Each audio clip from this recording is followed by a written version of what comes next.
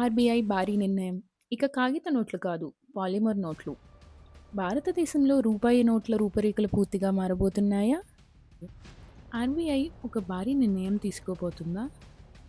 దశాబ్దాలుగా మనం ఉపయోగిస్తున్న కాగిత నోట్ల స్థానంలో పాలిమర్ నోట్లు రావచ్చనే వార్తలు ప్రస్తుతం దేశవ్యాప్తంగా చర్చకు దారితీస్తున్నాయి.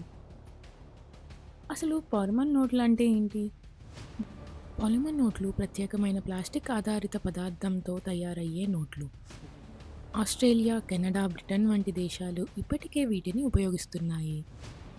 సాధారణ కాగిత నోట్లతో పోలిస్తే పాలిమర్ నోట్లు ఎక్కువ కాలం మన్నికగా ఉంటాయి.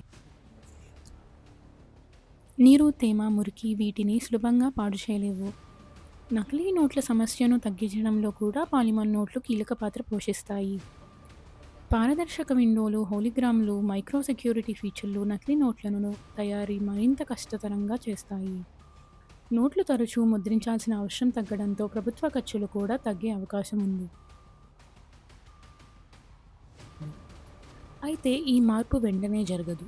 ఏటీఎంలు మరియు బ్యాంకింగ్ వ్యవస్థలో కొన్ని మార్పులు అవసరం కావచ్చు. యూపీఐ విప్లవం వచ్చినా కూడా భారతదేశంలో నగదు వినియోగం ఇంకా చాలా ఎక్కువగానే ఉంది. అందుకే భవిష్యత్తులో భారత కరెన్సీ మరింత ఆధునికంగా, సురక్షితంగా మారే అవకాశాలు కనిపిస్తున్నాయి.